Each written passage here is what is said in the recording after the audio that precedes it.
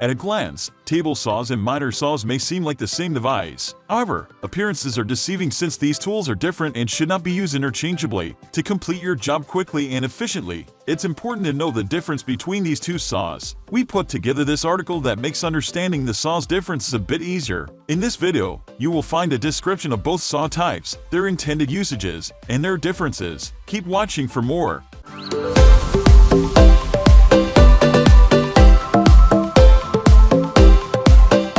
When it comes down to it, you can summarize the differences between table saws and miter saws in 3 points: portability and price. Let's look at each one of these differences in more detail. Cutting angles. Without a doubt, the most critical difference between these two saw types is the cutting angles. On the one hand, table saws are designed for general, straight cuts. For example, they are great for cutting lumber. However, in comparison, miter saws are ideal for precise cuts and differing angles. A table saw will suffice if you just need a saw for general cutting purposes. However, you will need a miter saw if you expect to cut precise angles that rely on accuracy and precision. Another significant difference between table saws and miter saws is their portability. Even though some table saws are not stationary, nearly all table saws are very large and bulky. While it's easy to cut large lumber in a straight line with a table saw, it makes it challenging to transport table saws from one location to the next. On the other hand, miter saws are designed specifically for portability. Because the miter saw is not directly attached to a table,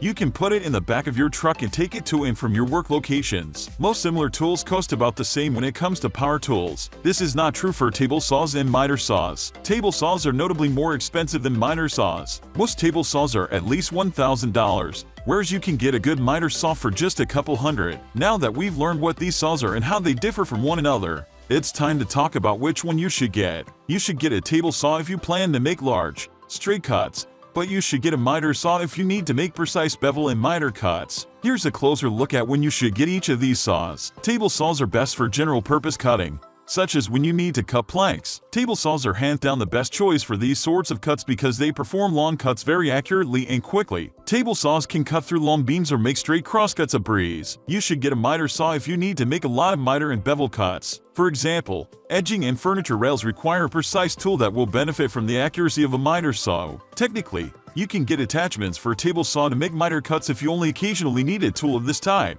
But you should invest in a miter saw outright if you intend to make bevel and miter cuts frequently. Table saws and miter saws look similar but work very differently. You should get a table saw if you expect to be making general cuts on big pieces of wood, but you should get a miter saw instead if you intend to make bevel and miter cuts. If you expect to make both cut types frequently, get both saw types. By getting both tools, you will have a saw for nearly every occasion.